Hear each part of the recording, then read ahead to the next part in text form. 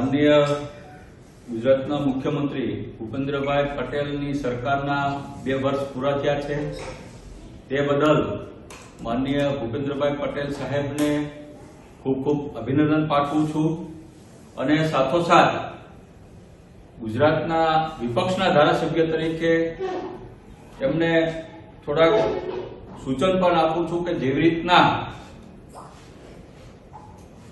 દિલ્હીની મહિલાઓને માનનીય અરવિંદ કેજરીવાલની સરકાર દ્વારા છેલ્લા 7 વર્ષથી મફત બસ મુસાફરી કરવાની યોજનાઓ ચાલી રહી છે, તેવી જ યોજનાઓ માનનીય ભૂપેન્દ્રભાઈ પટેલ આપણા ગુજરાતની માતાઓ બહેનો માટે ગુજરાત સરકારી બસમાં મફત બસ સેવા ચાલુ કરે, આ તાત્કાલિક યોજના અમલવારી કરે તેવી એક વિનંતી કરું છું ધારાસભ્ય તરીકે। સાથોસાથ માનનીય મુખ્યમંત્રીશ્રીને એ પણ માંગણી કરું છું કે જેવી રીતના 7 વર્ષથી દિલ્હીની સરકાર માનનીય અરવિંદ કેજરીવાલજીની સરકાર દ્વારા 300 યુનિટ વીજળી ફ્રી આપવામાં આવી રહી છે, તો ગુજરાતની જનતાને પણ વીજળી 300 યુનિટ સુધી મફત કરવામાં આવે તેવી પણ આજ તક હું સૂચન કરું છું માનનીય મુખ્યમંત્રીશ્રીને। સાથોસાથ માનનીય મુખ્યમંત્રીશ્રીને એવી પણ માંગણી કરું છું કે જેવી રીતના આજે માનનીય અરવિંદ કેજરીવાલ દ્વારા દિલ્હીની મહિલાઓને દર મહિને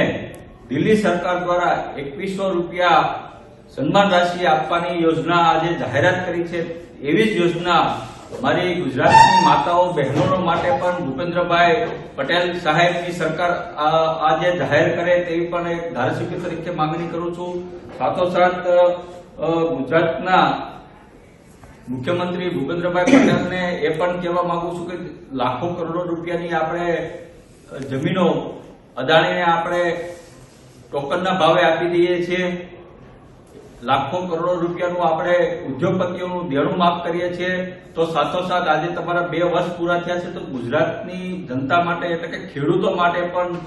જે દેણું છે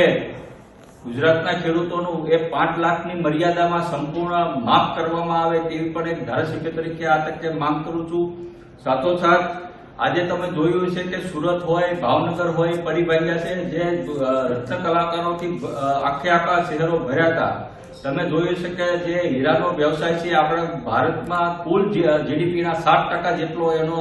ભાગ રહેલો છે। આજે તમે જોયું છે કે રત્ન કલાકારોની સ્થિતિ ખૂબ જ કફોડી બની ગઈ છે, એને પરિવારનું ભરણ પોષણ કેમ કરવું એ માટે પણ એ ખૂબ ગંભીર પ્રશ્ન આવી ગયા છે। સુરતમાં છેલ્લા 15 દિવસની અંદર સરકારી શાળાઓમાંથી 600 કરતા વધારે એલસીઓ પોતાના બાળકોને ત્યાંથી લઈ અને ગામડામાં જતા રહ્યા છે, તો આ તકે માનનીય મુખ્યમંત્રી શ્રી પાસે આજે માંગણી કરવા માંગુ છું કે ભાઈ આવા રત્ન કલાકારો છે જે ગુજરાતના શ્રમિકો જે છે એને દર મહિને 3000 રૂપિયા સન્માન રાશિ પૂરી પાડવામાં આવે તેવી પણ એક ધારાસભ્ય તરીકે હું માંગણી કરું છું। અને સાથોસાથ જેવી રીતના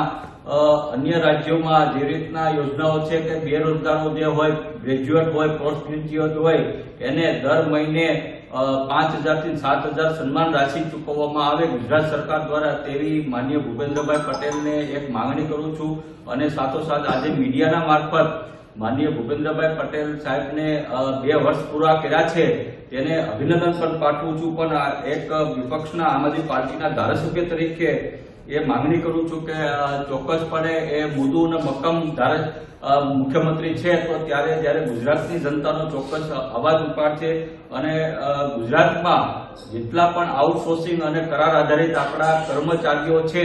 એને જેવી રીતના દિલ્હીમાં, પંજાબમાં અમે કાયમી કર્યા છે અમારી સરકારે, તેવી રીતના આપણે ગુજરાતમાં પણ આ આઉટસોર્સિંગના કર્મચારીઓ આઉટસોર્સિંગને કાયમી કરે તેવી એક ધારાસભ્ય તરીકે આજે હું માંગણી કરું છું।